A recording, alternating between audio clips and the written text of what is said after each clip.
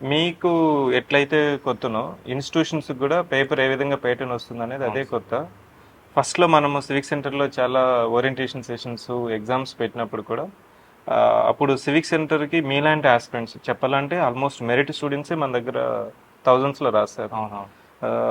Being a very merit student at the time, being a focused student, why you wanted to trust civic center services for making your service as a dream? So 2022లో first prelims result వచ్చాక ఒక అతన్ని అడిగాను నేను. అప్పటికి ఏది బాగుంది, అప్పటికి ఒక ఇన్స్టిట్యూట్లో జాయిన్ అయ్యాను, బట్ అక్కడ అంత ఇవాల్యుయేషన్ సరిగ్గా అనిపించలేదు. సో నెక్స్ట్ అతన్ని అడిగితే సివిక్ సెంటర్ సజెస్ట్ చేశారు. హానెస్ట్లీ అప్పుడు నాకు సివిక్ సెంటర్ గురించి ఐడియా లేదు, నేను అశోక్ నగర్ కూడా ఎప్పుడు రాలేదు.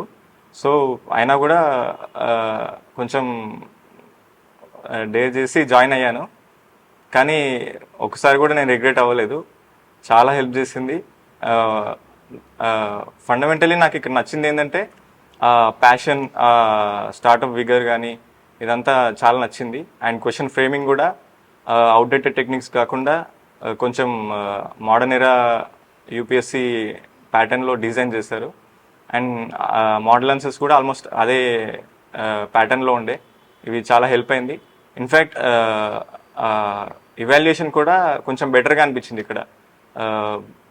అందరూ 8-9 వేస్తున్నారు అని అన్నారు, బట్ ఇక్కడ 7 మార్క్స్ మ్యాక్సిమం వేసేసరికి, సో ఫైనల్ ఎగ్జామ్ రాసాక నాకు అనిపించింది దట్ ఇక్కడ మనం ఎక్స్పెక్ట్ చేసిన దానికంటే కొంచెం బెటర్గా వస్తుందేమో అనిపించింది.